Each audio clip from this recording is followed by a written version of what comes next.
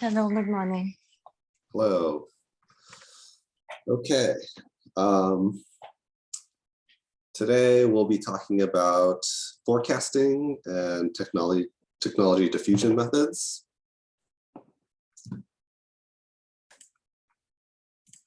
To start off, so thinking about trying to make projections or forecasts of what happens in the future. Forecasting can be some sort of random guessing, you're making it up, or it can be sort of informed guessing using some kind of past knowledge to predict the future. And so today we're going to be talking about different ways folks have tried to approach this informed guessing using some different variety of methods to essentially be able to help predict the future. Forecasting, as I was saying, contains a fairly broad set of approaches, and there are lots of pros and cons to each of these techniques. And so we want to try and be incorporate as much information as possible when you're kind of guessing, right? And I use this word guessing because even when it's informed, right, you are never sort of guaranteed to get the right answer.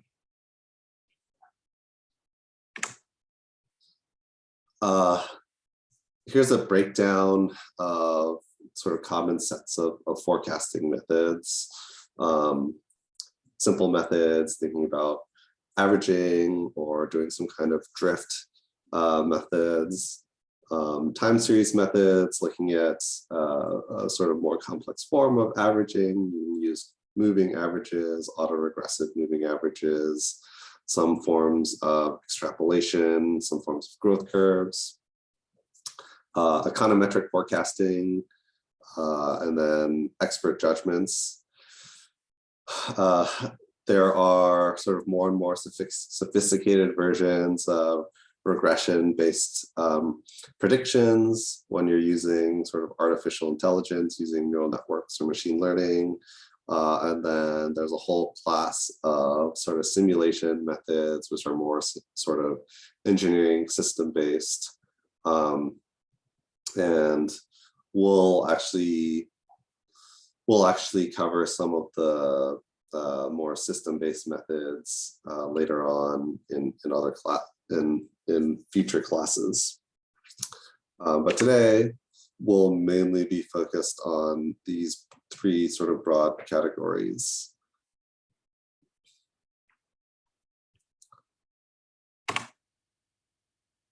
So regression, obviously we're not going to sort of go too in-depth here. Regression itself is a fairly sort of deep and complex topic. You can take entire classes on this in statistics, but also this type of technique crosses lots of disciplines. So you can find regression in economics and in engineering.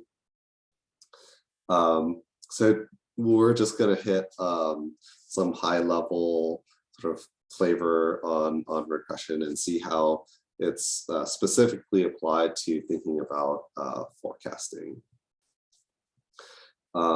Regression is a statistical process for understanding relationship between variables given some data about those variables. So you might have some variable which will say y is a response variable that is explained by a whole bunch of other variables.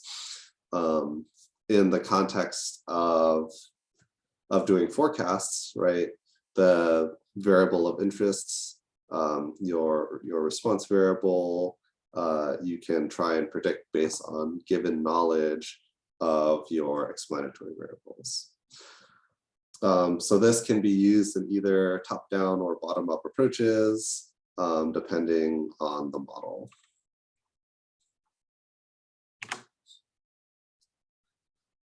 Okay, so linear regression, also known as ordinary least squares. This is kind of the simplest form of a regression. This just means that the response variable y is a function of a linear combination of your explanatory variables x. You have coefficients here labeled as beta, and this describes the effect of the explanatory variable.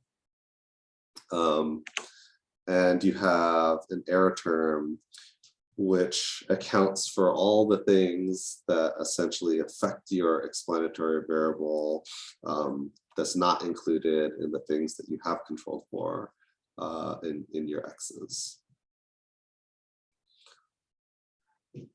So here is a sort of simple example of an application of a linear regression. So in this example, you have fuel efficiency, which is a function of the weight of a vehicle. Okay, and so each of these points represents, for example, a specific vehicle model that has some weight and some characteristic fuel efficiency.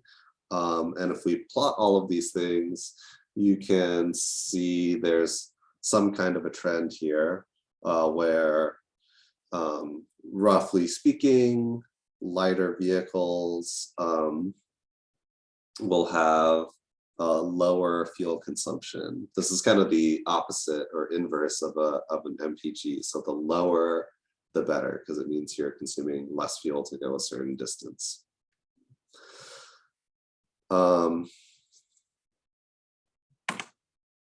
If I were to apply this technique to find essentially the best straight line that goes through all of these points, it would look something like this. Again, I'm not going to go into detail about how these values are derived. This is more to give a sort of qualitative sense and an understanding on how to sort of interpret these things. So you end up getting an equation that looks like this: y equals 1.56 plus 0.0046x. The 1.56 is your alpha term. This is the intercept. So if I were to draw out this line all the way down to when y is equal to 0, that's probably somewhere around here. That intercept would hit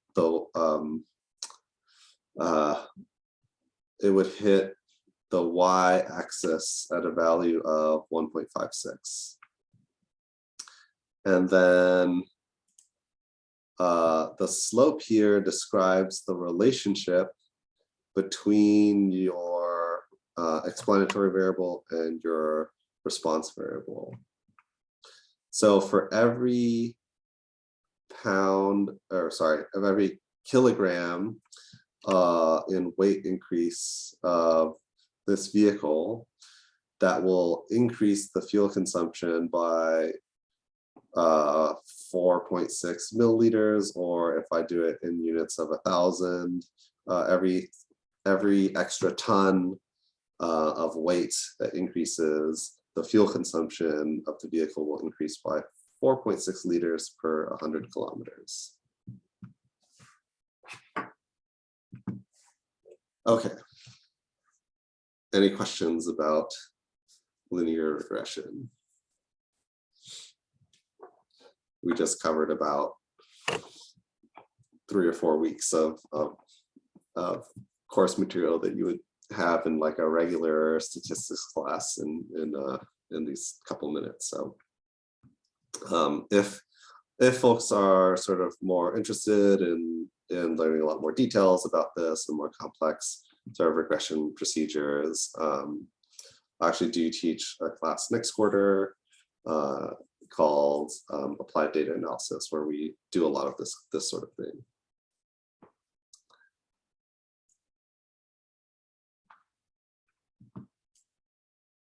Oh, yeah, I see a question.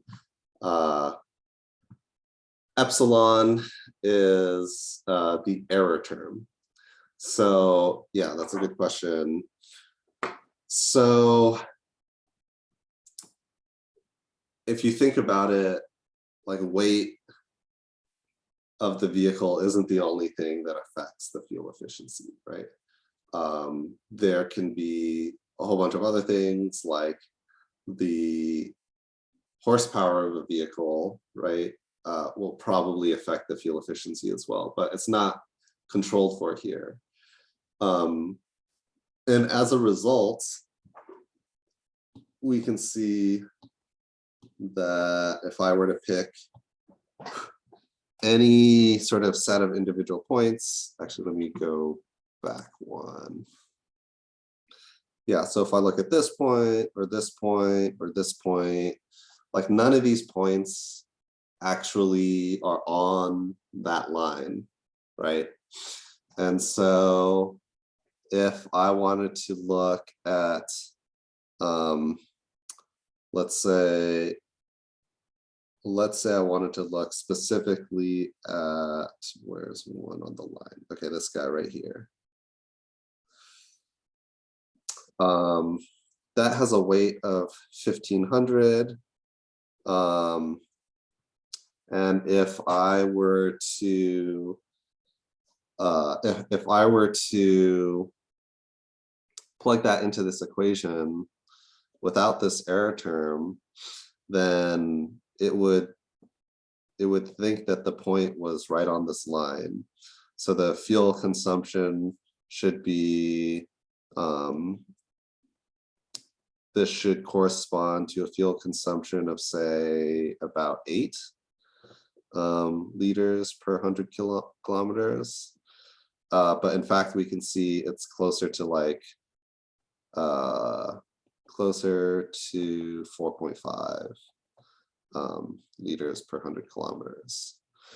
And so each point will have this adjustment piece, which is your error term that corrects for that difference.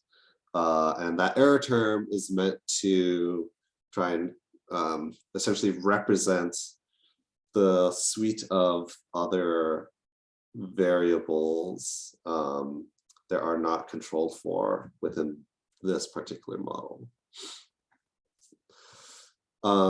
Okay, I see another comment. So we can say epsilon is the effect of the unknown unknowns on the response variable.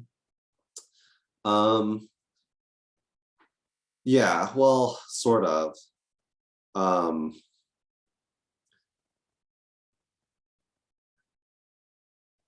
Thinking about what sort of epsilon means, well, so it's not necessarily unknown unknowns, right?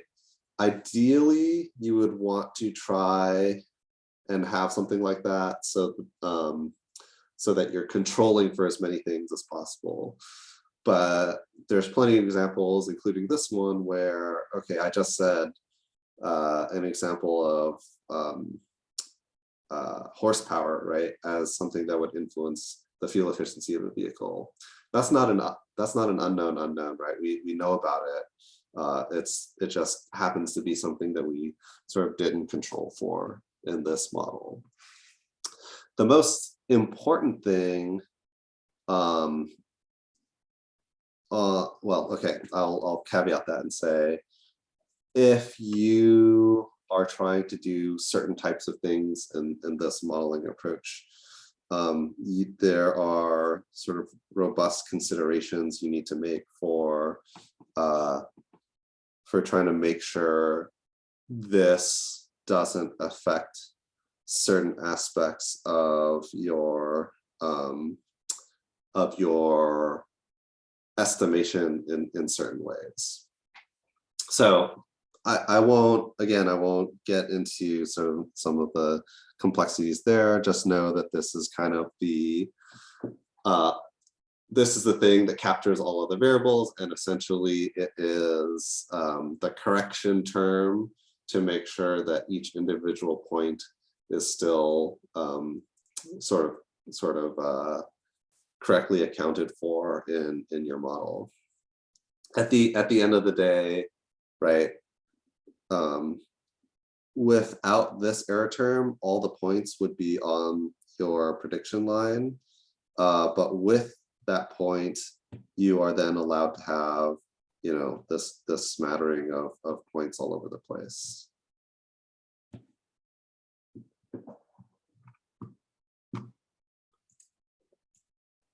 Okay. Alan, this might be, go ahead. Going a little bit beyond the scope of what you want to get into here, but do you have anything to say about like uncertainty propagation in linear models? Because obviously that's a pretty important thing. And also like when you know the uncertainty of these points, including that in the regression. So like weighting by uncertainty as well.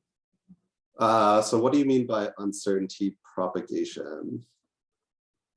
So like, so for example, with a set of points that are not certain, your alpha and your beta are going to have uncertainty. Yeah. Yeah, I can. Yeah, we can talk about that really quick. So let me go back to something like this.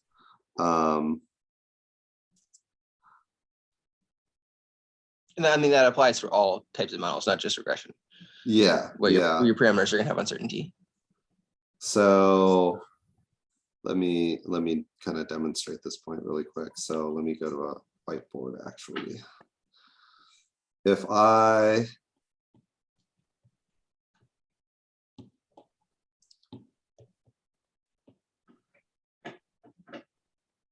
can draw, actually, let me do it like this. Let me draw two separate graphs.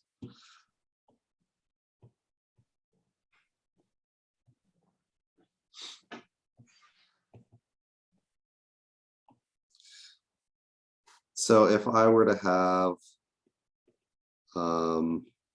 some set of points that look like this, and I drew a regression line through here that looks like that. And then I have another plot that looks something like this. So I think this is what you're talking about. You can imagine that the certainty of my estimation of my line is going to be different in each of these. So even though, so y equals beta x plus alpha plus. So even though the value of beta is exactly the same, there are characteristics of this estimation that differ due to the sort of underlying data structure.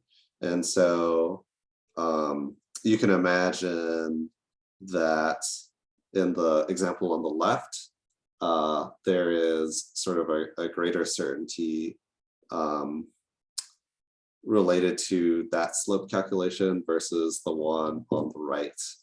And that will play out in sort of other features of this regression model that, again, you know, we don't really have time and to cover in depth. But yeah, so just know that there are other sort of things to think about regarding characteristics of the regression. This one isn't one that we'll explicitly cover, but that does kind of lead to some of the other ones that we will talk about. So yeah, a couple, I think, larger landmines, especially for folks who are sort of less familiar with this. Sorry, did I see a hand raised? I just like glanced really quick and saw some. Yeah. So just I thought, could you please explain how we got the value of alpha as 1.56? Yeah, sure. Okay. Yeah, thank you. Well, okay. Hang on. So, well, okay. So let's see. Yeah, the 1.56 refers to the slope of the line. Okay, so I can do that, but your question is, how did we draw that line versus what about if the line looked like that? Or maybe the line should be something like that. How can I Yes. Yeah, the Thank red you. line is the best one, right? Right. Well, okay. Well, what would you say? Like, which one of these lines do you think is the best?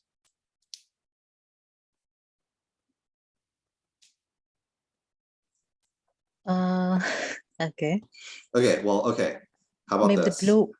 How about this? How about I draw a line over here? And do you think that line is the best fit out of all these?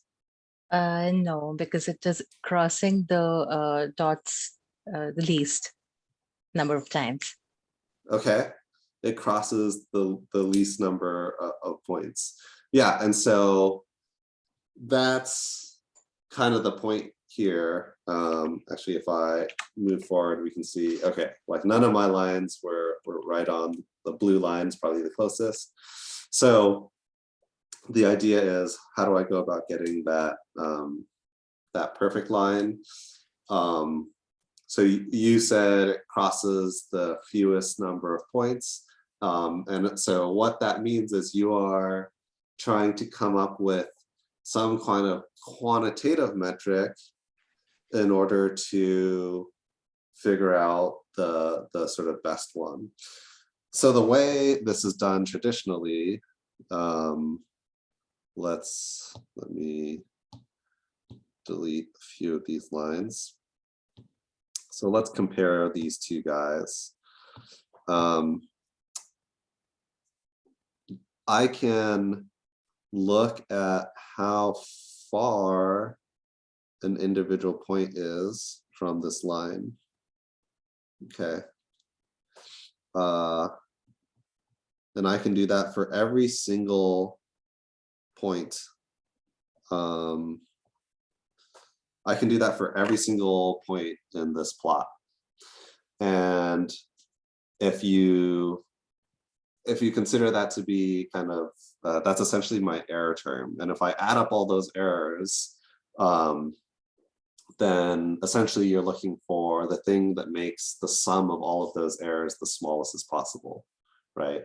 And so you can imagine if I add all of these guys up, that error is way bigger than if I were going to this line, right?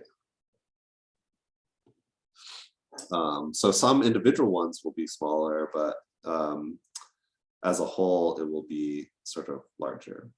There is one little thing, one little issue, which is that you're actually going to be having some, you have some positive values and some negative values. And so those can sort of artificially cancel each other out. So the way that it's done is actually you minimize the sum of the squared error. And so in that way, you can avoid this particular issue. There are actually versions of regressions where you can do the absolute value instead of the sum of the squared error. And you can think about what sort of difference that makes, right? The sum of the squared error penalizes a lot harder the farther you are away from the line, whereas the absolute value treats it all sort of with a linear penalty weight. But actually the reason why this is the most common actually has to do with the fact that the math to solve for beta is a lot easier when you're doing a square term as opposed to an absolute value. With computers today, it doesn't really make a difference, right? It's effectively instantaneous, but sort of back in the day where our ability to do some types of calculations was a little bit more limited, and the squaring the error actually lets us do a sort of closed form solution. Okay, but anyways, I'm getting way too in depth here. But so yeah, this is essentially the procedure for why or for how you calculate the line, and why other lines, all those other lines that I drew, are going to be quantitatively inferior to this red line that has minimized essentially this error term. Yep. So yeah, in a typical like statistics regression class is the type of thing that you would learn, and you might be sort of calculating some of these things by hand.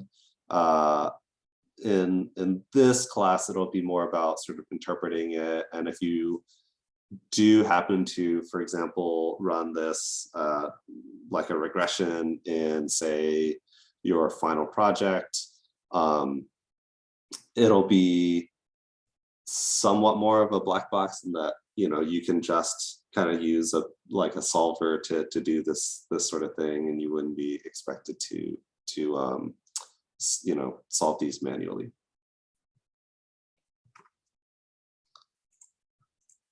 Okay. For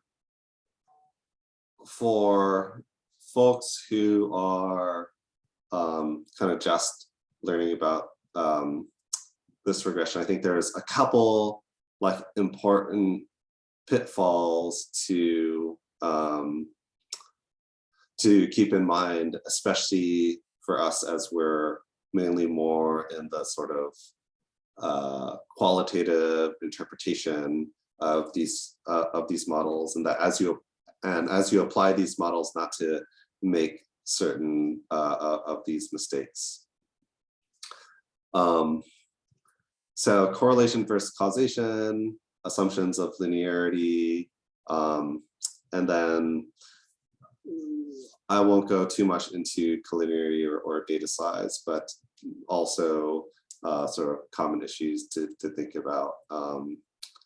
Yeah, if you end up working with this sort of technique, make sure to keep these in mind. So regarding the first two, let me actually just go back here. So when I was displaying this regression, keep in mind that the relationship between the weight and the fuel efficiency isn't necessarily a sort of causal mechanism. In other words, just because you increase the weight of the vehicle doesn't mean that it's automatically going to increase by 4.6 liters per 100 kilometers. That is the average observation that we make in a trend about these vehicles over the population. But you can imagine that if I were to just take a car and then fill it with 1,000 kilograms of like weights, it wouldn't necessarily simply just increase by 4.6 liters per 100 kilometers, the fuel consumption. And so even for things that have sort of really close relationships, this is not necessarily true. And so there's a metric called R squared that people look at to a lot of people substitute this as how essentially good the model is. And it would be a mistake to think that is an indication of well, strength of the model, but any sort of relationship between two sets of numbers. So for example, this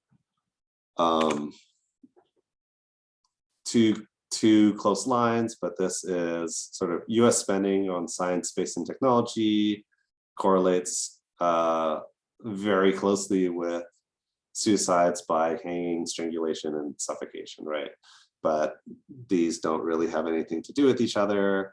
You know, the more money that the US spends on science and technology does not mean that there's going to be more suicides.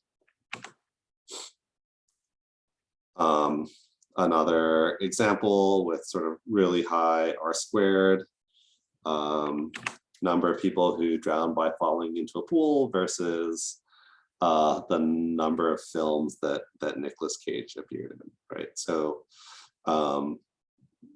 they look similar, but one thing does not cause another.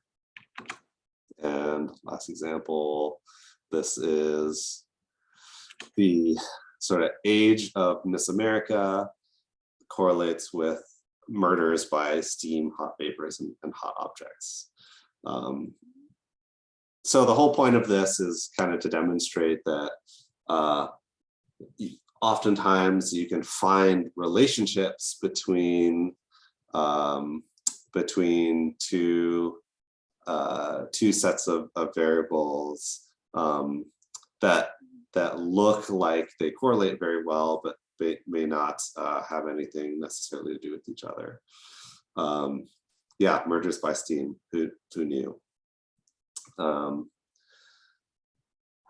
So like contextually, like if we think about what we're trying to do here, thinking about technology forecasts and that sort of thing, you know, the point of this is if I were to like continue, say, extrapolating, for example, the age of Miss America with sort of murders by steam and hot vapors and hot objects, you probably wouldn't have a good deal of confidence sort of making projections out into the future. And so it's the same sort of word of caution that, you know, let's say it just so happens that like GDP and adoption of electric vehicles happen to be sort of closely correlated for a period of time.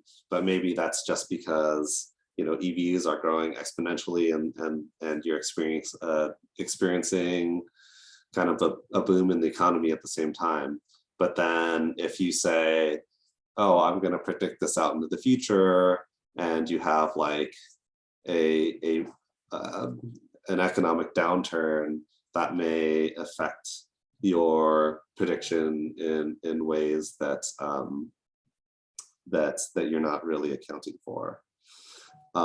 So again, just a word of caution that when you do these sort of extrapolation methods using regression, keep in mind this particular sort of issue.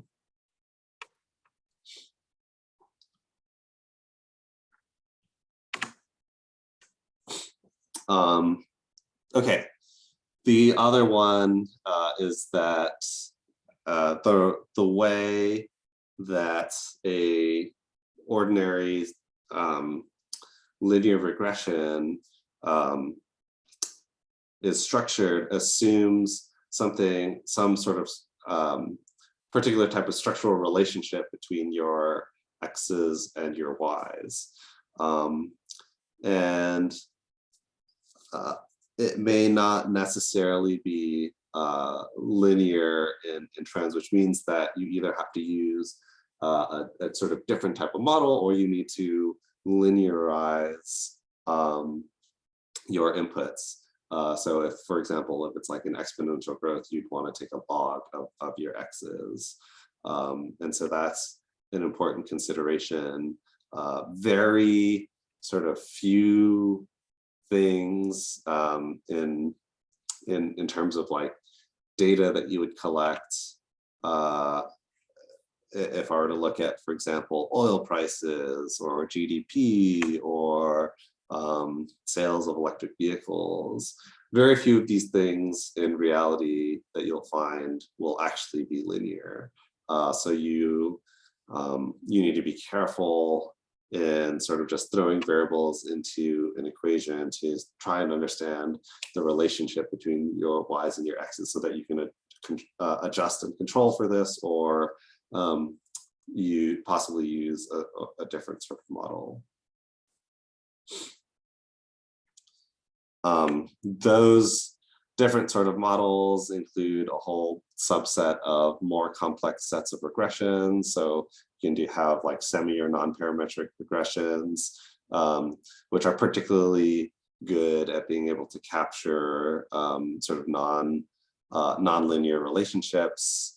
So instead of having some predetermined structure like a linear relationship between your x's and your y's, it may try and do something else.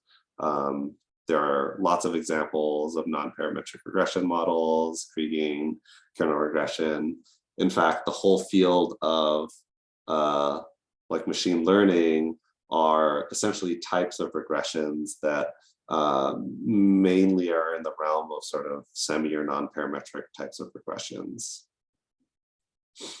And regarding these models,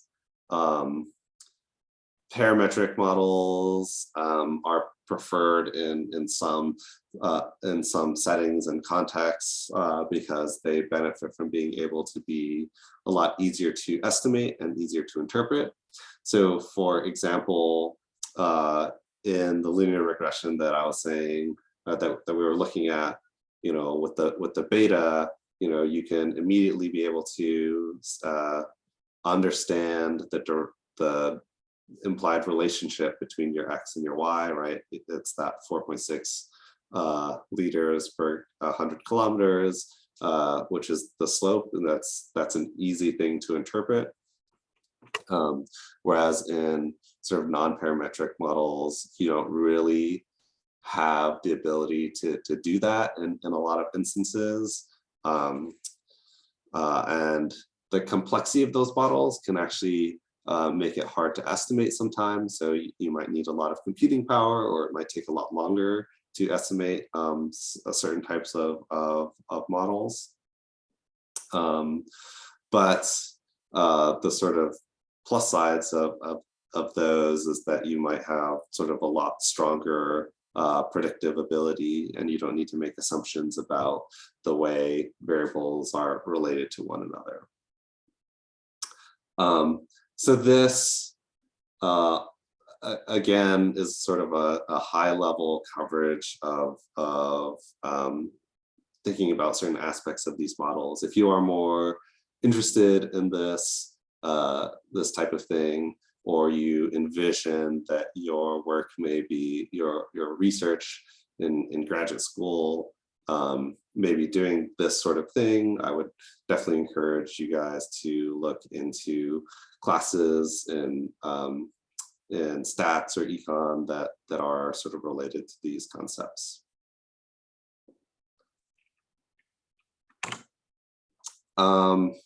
Forecasting with regressions. So same type of thing, right? We are sort of talking about understanding relationships between the thing that you want to forecast and sets of controls. right? This goes back to our initial idea at the beginning of lecture that I was saying, where we want to make sort of informed, quote unquote, guesses, right? And so if I can determine relationships between things that affect my response variable, the thing that I'm interested in, maybe I can use that to help make sets of predictions into the future. It's always a difficult thing because you are kind of modeling outside of the trained range, right? There, by definition, isn't data to train to out into the future. You need to make some assumptions about that relationship.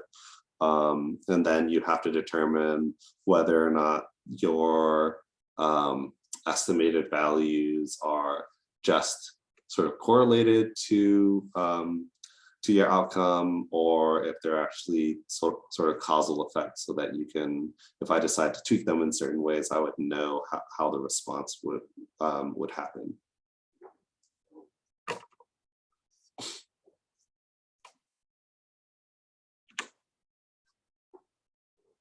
Okay, so different methods of projecting technology adoption, diffusion, or market penetration. Actually, I don't know why these are colored differently, but we'll go through most of these concepts. So these are sort of more fundamental mathematical approaches, but actually, before we get into any of these concepts individually, a lot of these ideas will require sort of fundamental understanding and data to help sort of calibrate a lot of these models. And before we get to this, there are other techniques that are applied for sort of different levels, or I would say different stages of estimations. I'm actually going to come back to this slide. I think this one is better to show first. So tools for predicting market penetration of new technologies. So we can imagine this is kind of the curve that represents the adoption of like a new technology. So this might be, for example, something like electric vehicles. And you can imagine that the types of techniques that we would employ to look at sort of future adoption might be really different if you're at if half the market is selling electric vehicles versus if you're sort of like right at the beginning. And so, in fact, even let's say you're a researcher back in the 90s or early 2000s where there weren't any electric vehicles being sold at all. How can we even calibrate to sort of non-existent data? And so when you're in the idea stage, you get a lot more subjective. You can look at other types of technologies. So that's this historic analogy. You can do surveys in your market. So maybe I can ask people, if there were an electric vehicle, what would it take for you to buy it, right? And you'd ask more complex questions, but yeah, there are certain methods here that can be applied. And so one of those, so I would say closely related to sort of subjective estimation, is known as expert elicitation. So this is where you sort of conduct interviews with authorities of the subject, particularly if the subject has a lot of uncertainty. A lot of times doing forecasts as I was saying, is difficult due to insufficient data or unobtainable data. And so because there's a lot of uncertainty, forecasts can disagree. And of course, take the opinions with a grain of salt. Remember, I had showed this figure in a past lecture. This was a sort of pretty well-regarded paper published in Nature Climate Change, right? So a super high-profile journal where they basically asked a bunch of experts what they expected, like battery price, the battery costs for battery packs would be in the future, right? And so they got all this past data, and then they asked a bunch of experts, and you can kind of extrapolate out. But all of this is wrong. It ended up falling a lot faster than anyone predicted. It's under this red line. So the point here is that you know, even when you're talking to experts, it doesn't mean that that they're going to get the right answer, or in this case, even the sort of within the range of right answers, which is probably a little bit less usual, but still a caution there.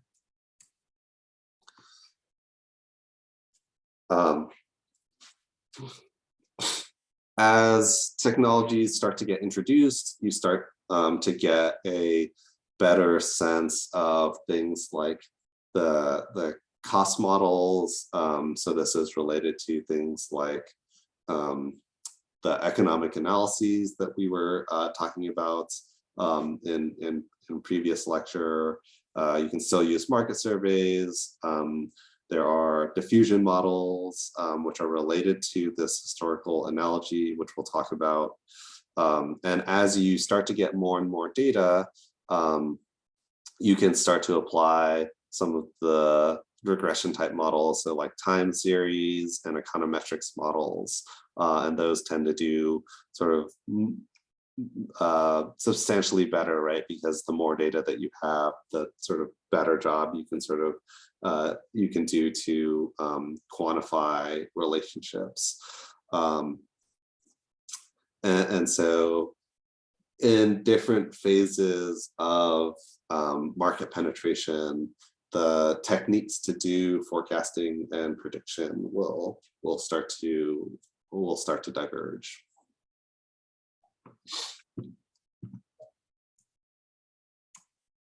Okay, so the cost models that I was referring to in the last slide, again, these are related to concepts that we've talked about. So starting to do net present value, levelized cost of energy, you know, particularly for like electricity producing assets.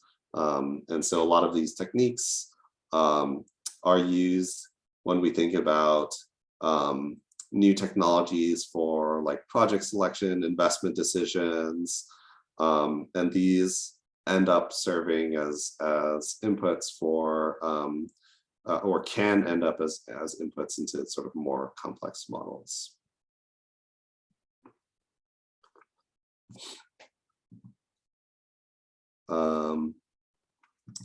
Okay. Let me stop for a second to see if anyone has any questions. And actually, this might be a good point to take a break before we get into diffusion models. So why don't we stop for 5 minutes here, and then we'll reconvene at 10:57, and I'll stick around for any questions if anyone has any.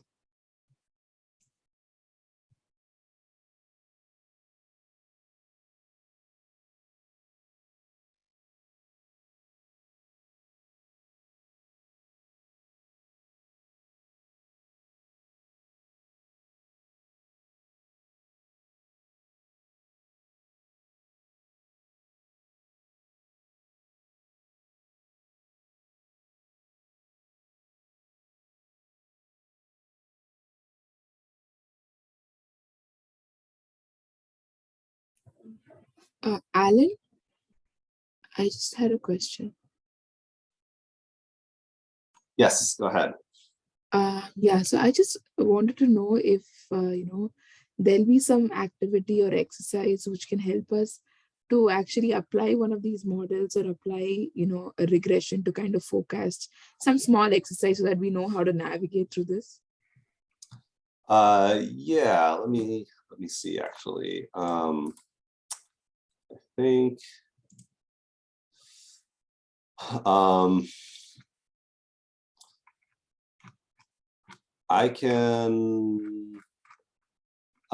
I can add some to the next homework, I guess.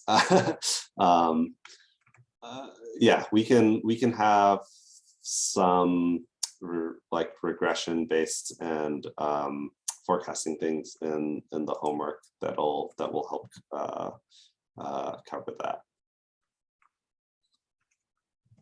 Okay, anything that you can is there some example that you can take us through which will show the entire procedure, like, how we go about, how do we start, and then what happens, how do we take this model, so the whole thing, the whole cycle, just an example so that we know how to go about this. So are you talking about a specific technique? Like the cost model stuff, I think that definitely is covered already, and we'll have that's already in some of the homework. But are you talking about the regression methods? Yeah, actually the regression methods. Yeah. Like basically forecasting with regression. Yeah. Okay. So we actually will talk about an application of one of the regressions in just a couple of moments. With the linear regression, it's a little bit less common, but with certain types of diffusion models that rely on regression, I think we'll see how you can go about doing that. So let me hold off, wait till the end of lecture and see if you still have that question. Yeah, sure. Thank you. Mm-hmm.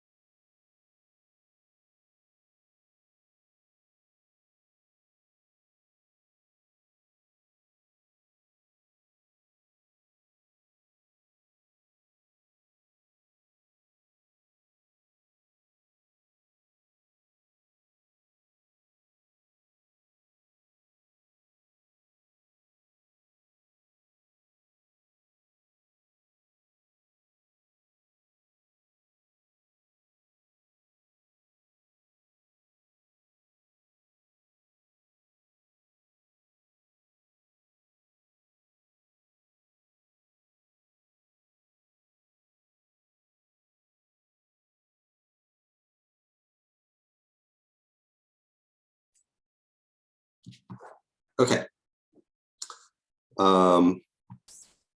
Yeah, so I think at the end of lecture, what I'll do is I'll show a sort of artificial example of how you'd go about sort of conducting a regression, a generic like linear regression.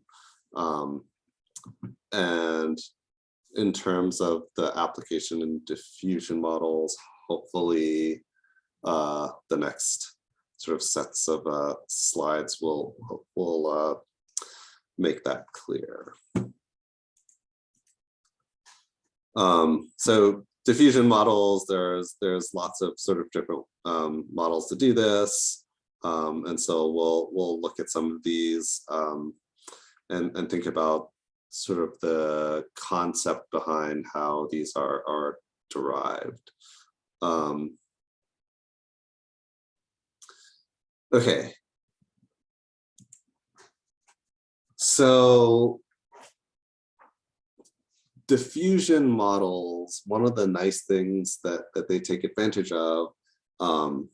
So if we're talking specifically about making forecasts about technological change, we can try and apply some of these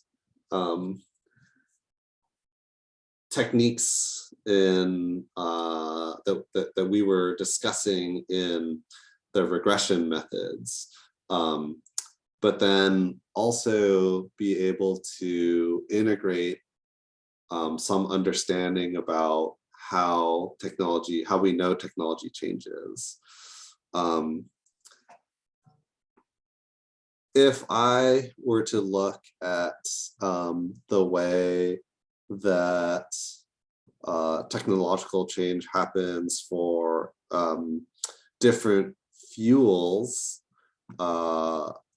within, let's say within the United States, we can actually see that the use of all of these fuels kind of follows a sort of nice pattern. So this is sort of fraction of market shares. So you have wood, feedstock, coal, oil, gas. These all kind of have these shapes that look like this. And in fact, lots and lots of different sort of technologies have these sorts of patterns, historical patterns. And we can take advantage of this by using these patterns to help describe how we think sort of new technologies will be growing. And so one common one is like the strength of the economy versus certain types of adoption. So in this case, these are motorization and the number of vehicles, right? So as the economy increases, as sort of a representation of the sort of personal welfare of individuals increases, so too does the sort of motorization or number of vehicles owned, and that trend in a lot of cases is pretty similar.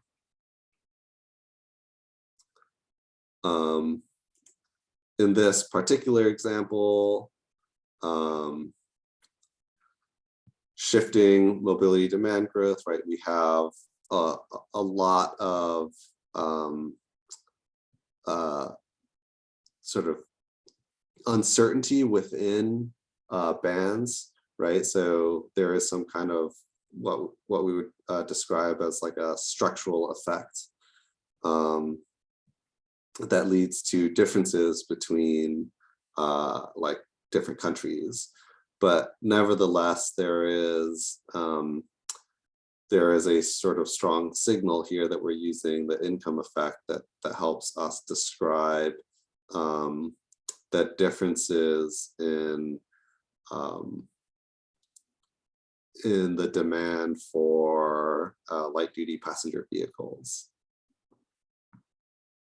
And that's something, this sort of pattern is a consistent trend that you can apply to, say, if I were to say take a country down here and have some expectation of what the GDP per capita might look like in the future, right? If this is something that you have sort of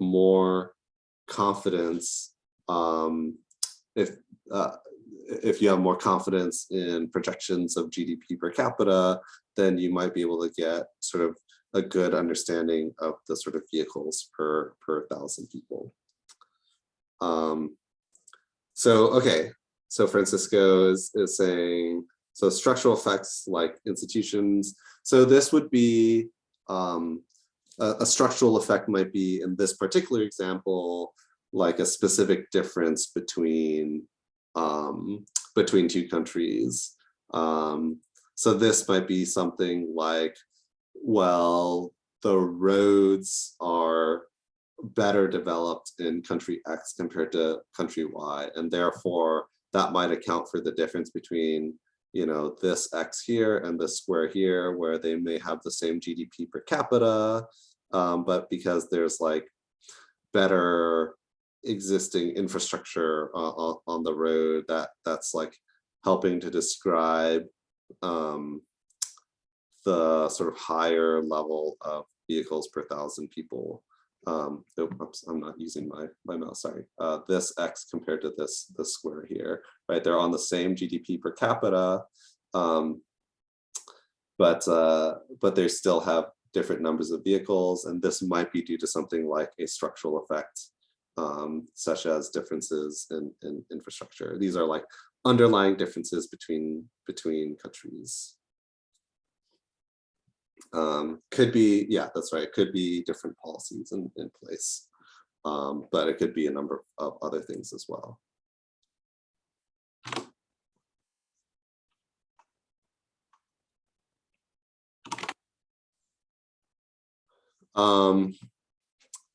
There are several variations of diffusion models that are commonly used. So symmetric, asymmetric, or flexible, other flexible types of statistical distributions. There are lots of criticisms of these diffusion models. Oh, hang on. Somehow my slides jumped forward a lot. One sec. I was like, oh, we skipped a bunch of stuff somehow. Okay, sorry. So it can take a long time for new technologies to achieve reasonable shares. So we can see how these different adoption curves are sort of happening for these different fuel types. And how can we go about sort of making projections, right, for some of these future technologies?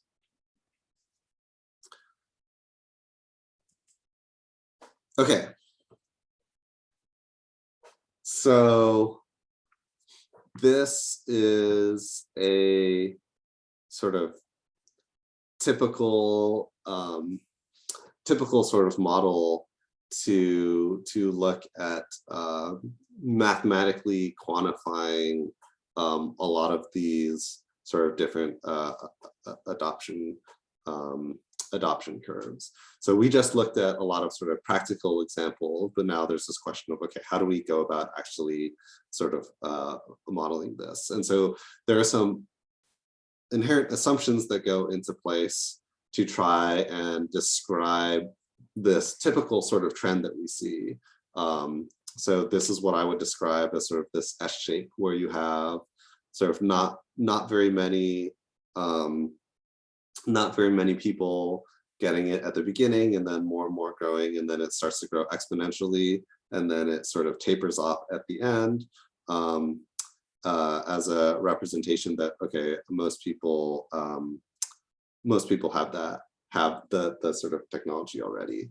And so those curves describe the cumulative amount of technology that's adopted. This curve is attempting to explain sort of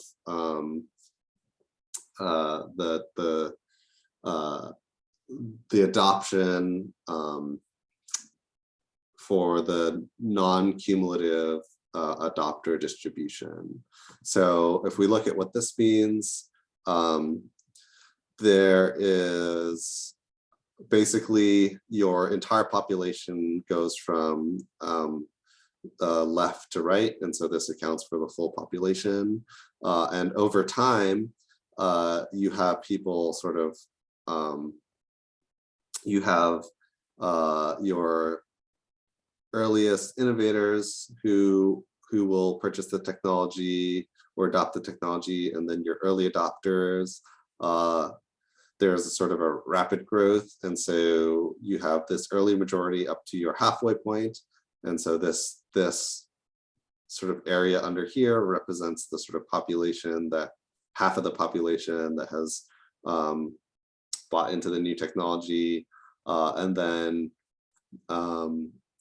as time goes on, there's sort of fewer and fewer people, and you're getting sort of the biggest resistance in the back for people who to adopt that technology. So these are kind of your sort of 5 categories: innovators, early adopters, early maturity, late maturity, and laggards. When we sort of assume that adoption happens this way, it's nice because you essentially only need 2 parameters. You need the time that it takes to adopt half of the adopters, that's this T star, and then you need the standard deviation. So if I know that I'm at halfway, how long did it take me to go this sort of last 34%? And now I can have a good idea of what the rest of the curve looks like. And in fact, you don't even need to do that, right? You as long as you have information about say like this first 2.5%, then I can extrapolate out the rest of this curve. And as you get sort of more and more data, you know, this curve starts to get more and more accurate.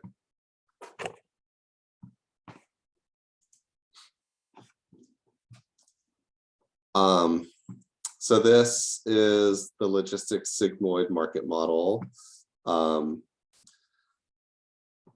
So this is the S shape that I was talking about.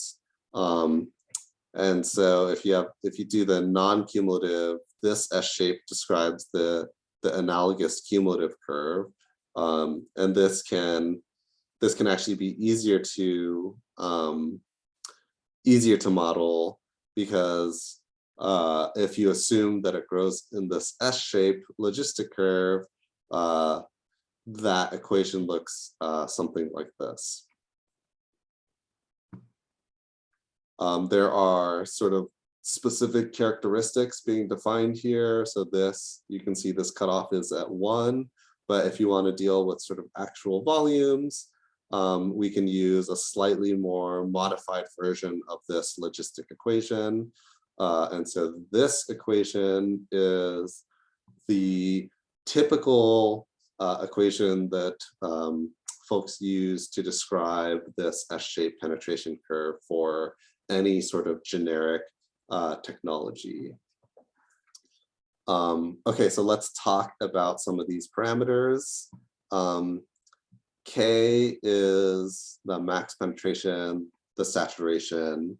So let me take an example technology.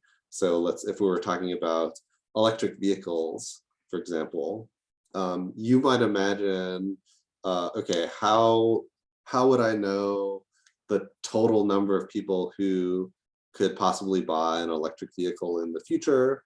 Well, maybe I can have a close analogy with a gasoline car. So in the US, let's say there are 400 million cars on the road, gas cars on the road. You might say something like, well, this K number we can assume is going to be equivalent to the total population of gasoline cars. And so we can set this K value equal to, say, 400 million in a model that's looking at adoption for electric vehicles. You have a growth rate. And so if I were to look at the sales of electric cars in 2021 versus in 2020, you can determine this, and then you can have the more years of growth rates that you can have, you can get a sort of better and better sense of what that percentage is. And then T minus T0, that's just you can start off with a calibration to some base year. So let's say you wanted to have like 2015 as your base year. All you need to do is say, okay, if I'm looking in 2020, what is the growth rate up to that time period? And then it'd be 2020 minus 2015. And then your F0 is what the share of electric vehicles in 2015. And then I can use this to calculate the share in any given year based on solving for or plugging in T and then solving this equation.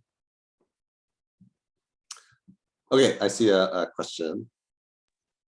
Yeah, so can we use in a real kind of real scenario, can we use this technique to forecast trends or market or sales, something like that, or it is one of the tools?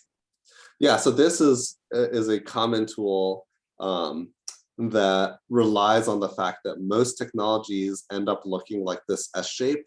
And because of that, I can simplify this is actually essentially a specific type of regression that assumes a particular type of shape.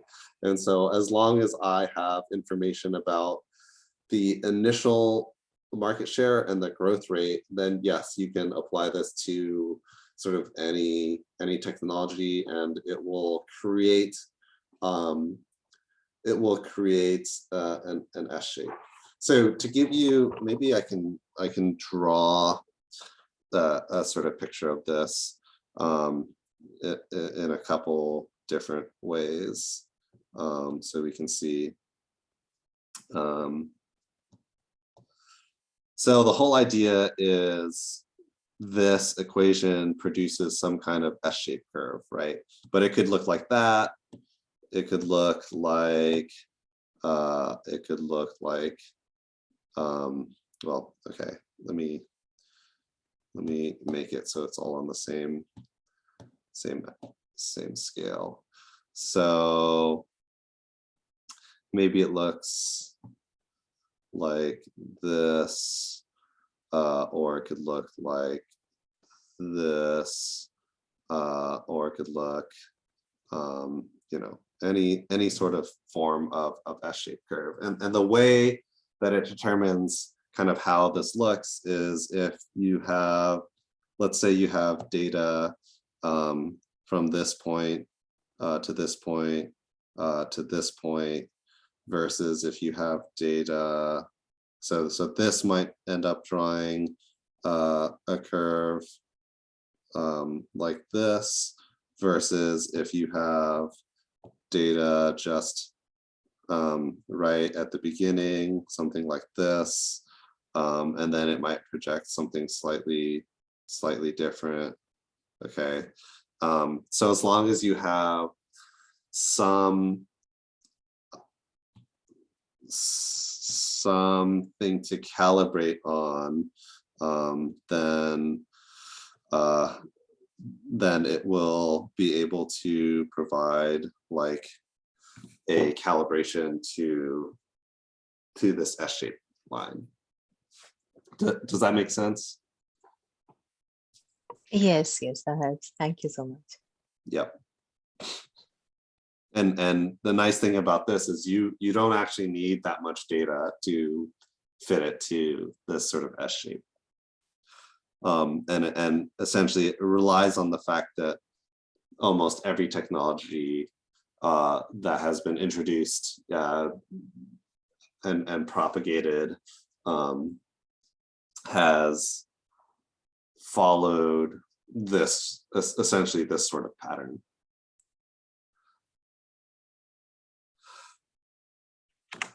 So we can look at a whole bunch of different technologies and apply this this sort of S-shaped penetration to do predictions. So for example, like this has been done for vehicle technologies. You know, I'm talking a lot about vehicles because that's kind of the area that I work in and I'm most familiar with. But it is in lots of sort of other other types of products as well. So it's not necessarily always constant throughout a product's life cycle. You can see that there are some examples where that non-cumulative shape looks a little bit more shaky, and that kind of that will it still ends up looking like somewhat like an S shape, but you have some kind of uncertainty and fluctuations in the way that shape gets formed. Hey, Alan, I have a quick question. Yes. Over the product's life cycle here or timeline, are we assuming that there are no changes to the product at all? Like looking at the pulverized coal-fired power plant and how it keeps peaking and then falling. Can we assume that maybe there's a new technology that's come about that makes that product more attractive again? Or are we assuming it's just stagnant and it's the same product over time? Yeah, so oftentimes, yeah, the way that the S-shaped curves are handled is that they essentially assume that there are going to be some kind of like technological improvements, and as a result, those are the things that get like later adopters, for example, to want to buy into them. Of course, in reality, these things are sort of never sort of perfect fits, as we see in this coal-fired power plant example. You could, in some instances, it might make more sense to like draw a new curve if we consider it different enough of a technology. But generally, the curves kind of try or they essentially assume that the technology is going to stay completely static, that a lot of the adoption trends include some sort of like improvements in the technology over time. Got it. Thank you. Yep.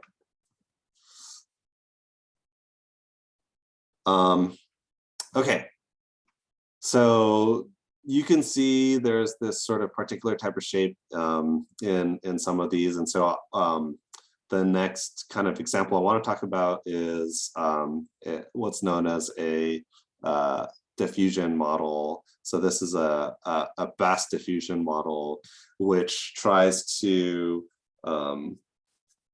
emulate a particular type of S-shaped curve, but it does it in a way that allows the S-shaped curve to be more flexible in certain ways. Okay, and so let's talk about what this looks like. So in a Bass diffusion model, you have, say, a pool of potential adopters. So some of them will adopt the product on their own, and so these people are called innovators, and there's some probability that they will adopt it over time. And there are others who are imitators, and their adoption probability depends on this thing known as an imitation rate, Q, which is multiplied by how many people already use the product. So this, again, is a sort of nuanced, a slightly more nuanced version of your typical sort of S-shaped curve that introduces other sort of parameters that can help estimate that S-shaped curve. And the reason for doing this, right, is that in that S-shaped curve example where I'm saying, okay, you have sales in 1 year versus sales in another year, and you know the growth rate, it's particularly sort of at the beginning of the life cycle of a technology, those numbers, like small differences in those numbers, can lead to really, really large differences in what the shape of the S-curve looks like. And because there's a lot of uncertainty, you might be getting really wildly different sort of S-shaped curves, these sigmoidal sort of adoption functions.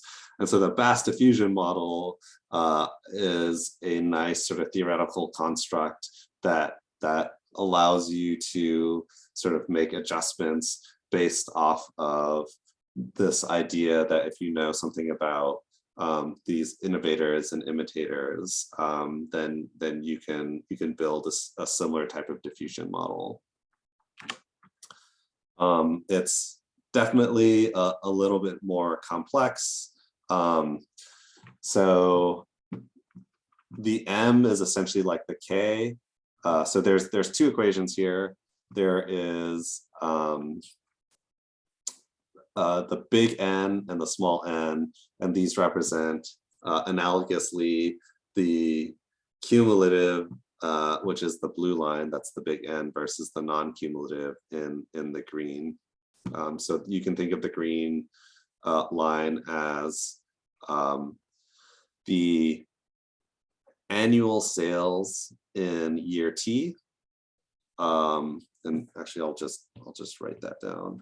So this is annual sales in year T, and then this was total cumulative sales in year T.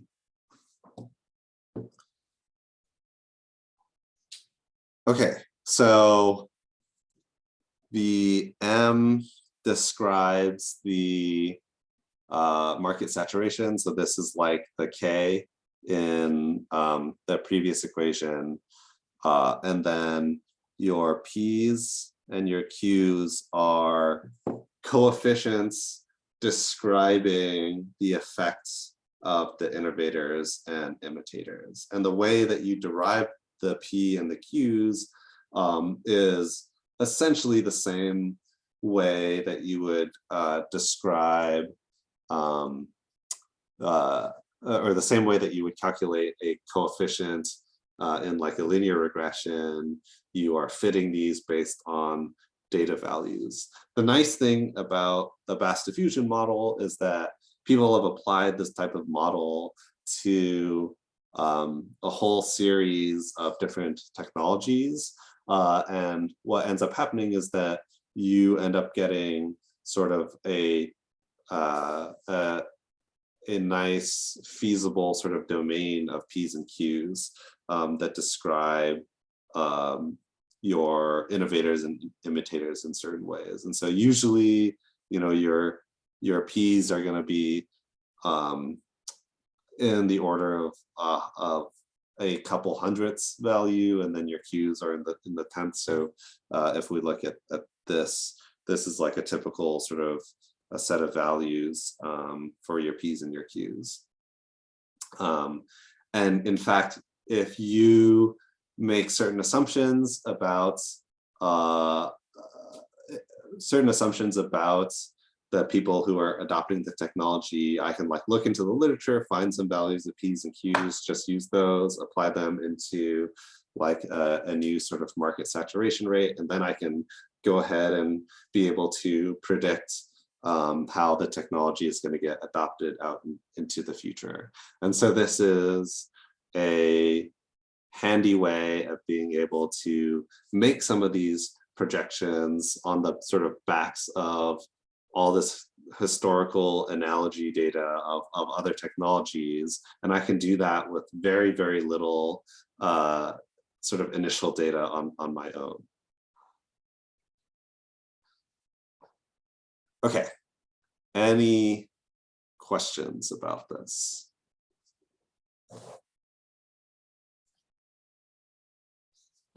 All right, so let me clear this.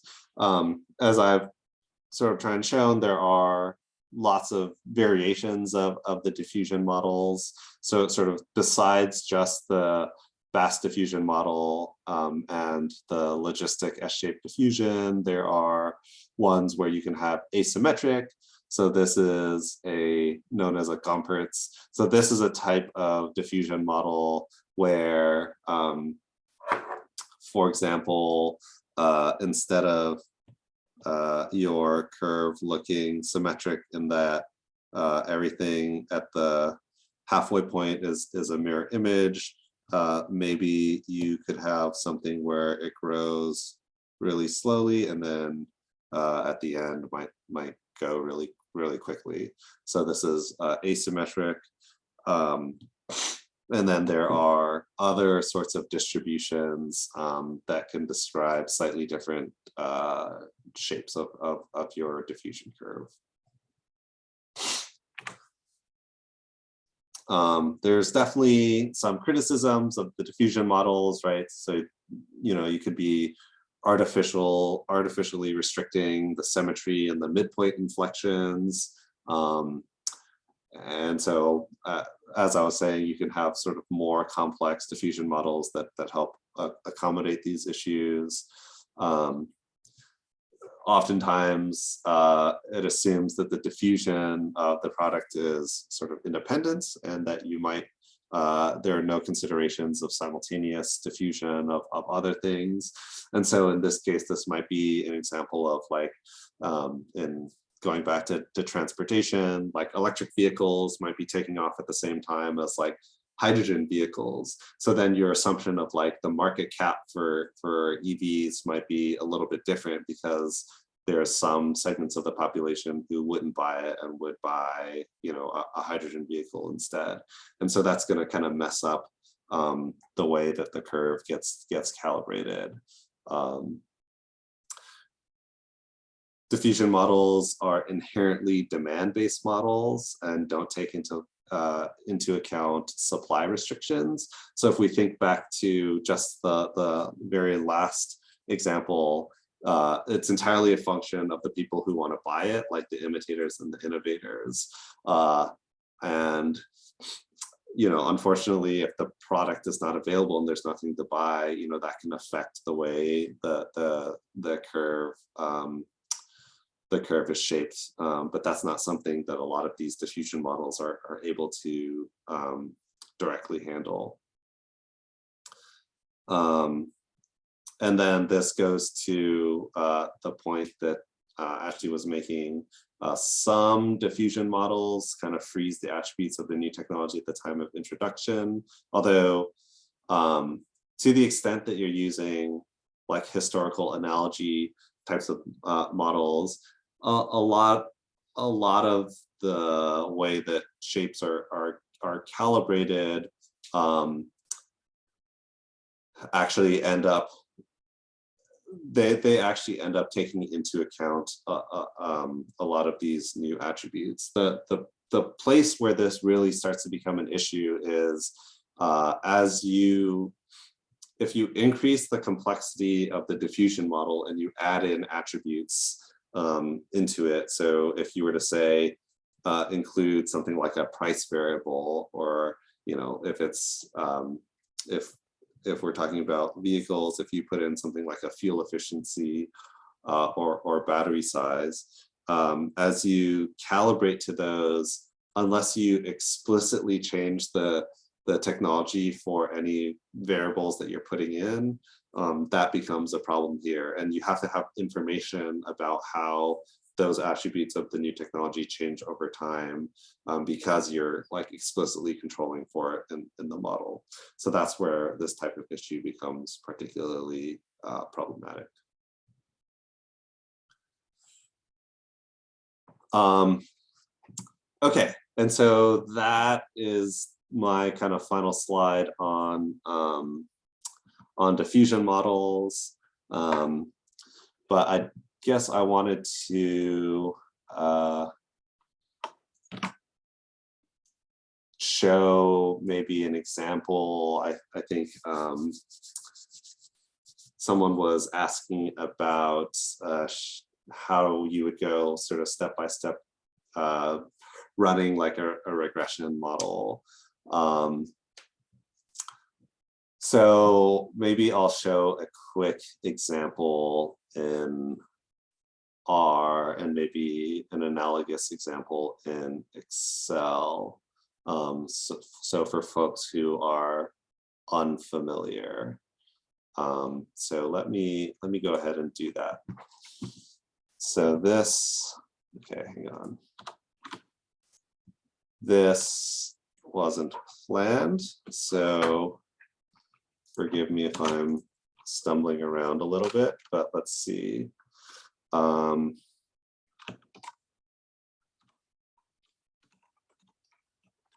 me go ahead and do this really quick. So we're in lecture 8, and I'll post this online for people to reference. So don't worry too much about the code itself, especially if you're not familiar with R. This is just kind of a run through of like a practical example of how you would do this. I'll actually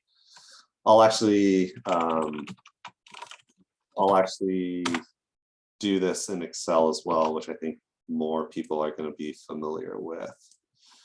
So,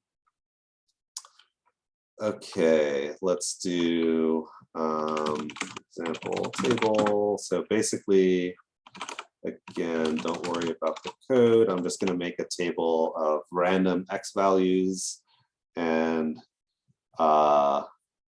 random Y values. So let's just do something like this. X is equal to, and we'll say 100. And then I'm going to create a set of Ys. I'll show what this looks like in just a moment. So let's say 0.5 times X plus 0.4.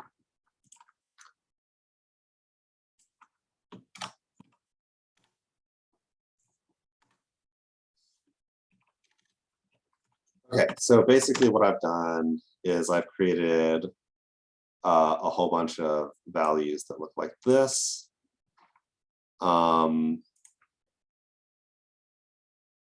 And actually, no, I'm going to do this slightly different. Do plus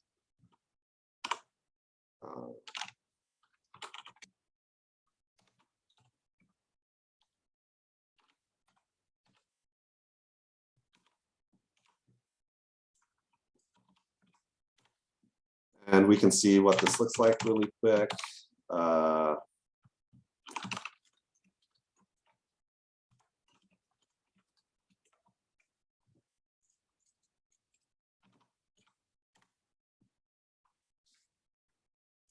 If I plot it, it will look something like this. Let me actually increase the noise a little bit.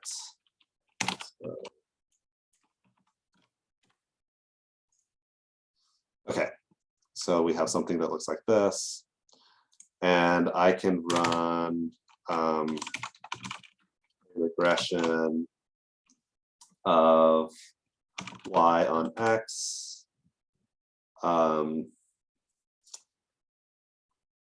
And this will be table.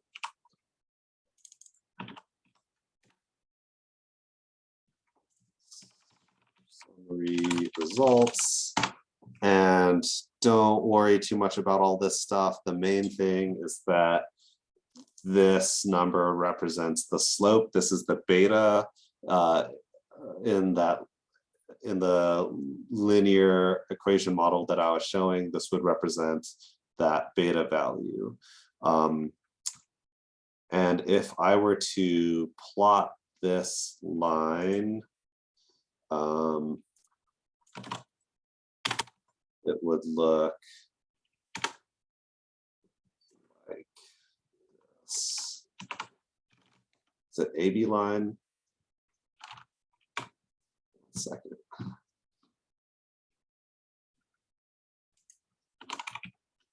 Been a while since I've done this in the default plotter, so I don't know if this works. Okay, yeah, that's right. And we'll say color red. So if I plot that onto here, you can see it creates that fit. And in fact, if you see here, the way that I'm defining my y is equal to 0.5 times x plus some random noise. So this would be essentially kind of representing my error term. And you can see that it's doing a fairly good job at estimating what the true slope, which we in this case happen to know is 0.5. And so you can see kind of how powerful the linear regression is in being able to essentially suss out this value. So that's kind of how you would go about running this sort of model. You can imagine if I have some set of data, I can use this regression model as a way of understanding relationship between these sets of data. And so this might be something you want to consider for your final project. I would try not to get too sort of complex, because again, this isn't like a data analysis class, but as a sort of portion of what you're doing, you might consider being able to use some of these tools. So let me go with something folks are a little bit more familiar with. I'm going to do this in Excel. Example table.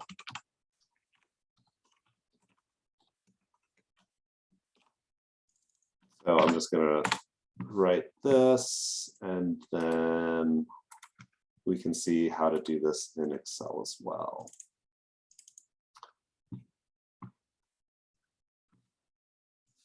Okay, so this is, I just saved that random table that I generated into Excel, and I now have 2 columns of essentially these sort of randomly generated numbers. I can plot this and it'll look exactly the same. Where do I insert? Yeah, here we go.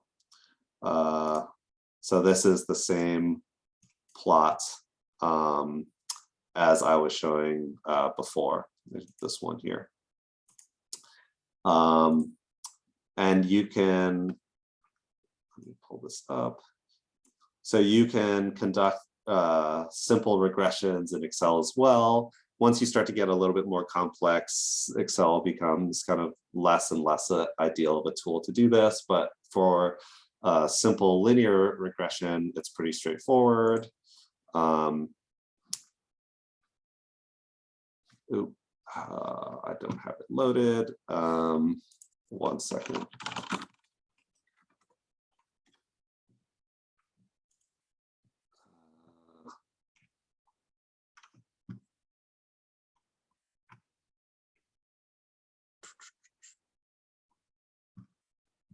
I need to, so Excel has a bunch of different add-ons that you can put in.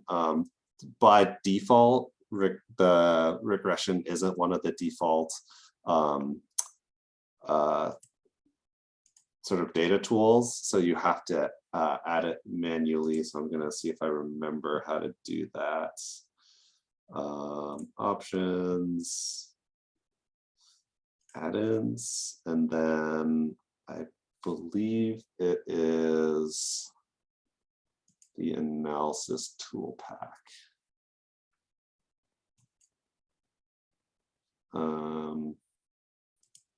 And usually it shows up here. Sorry, one sec. I think I did that wrong.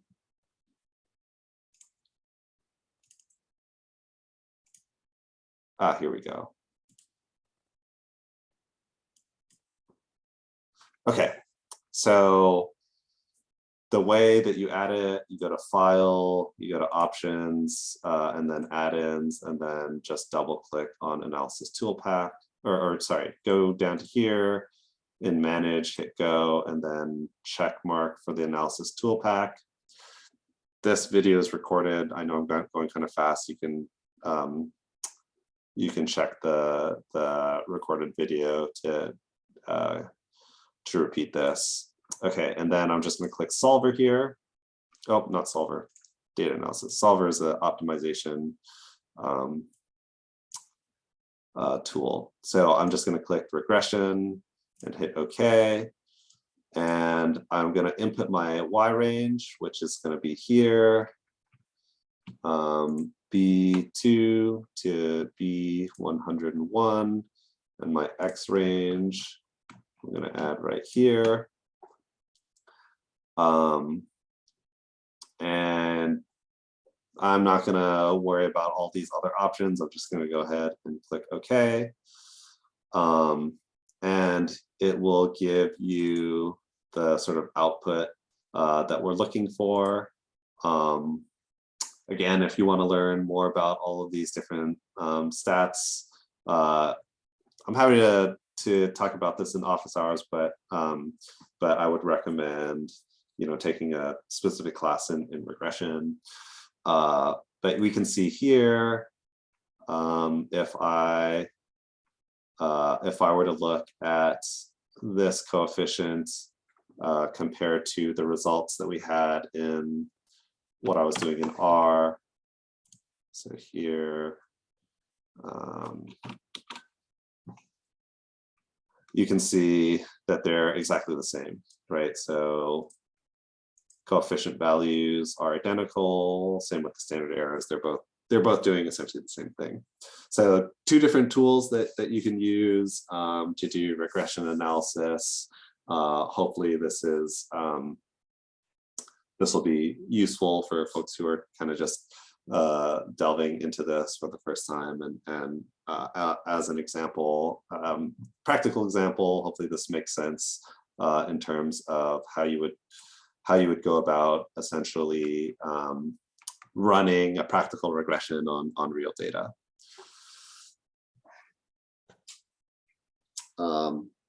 Okay, I will save this as well and post this on Canvas. Let's save this as a Excel book. Any questions about that?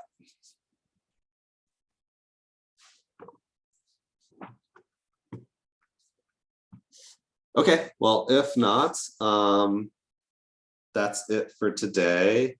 As a reminder, next week we are sort of officially going back in person. That means that we'll be meeting in our sort of assigned classroom in TLC.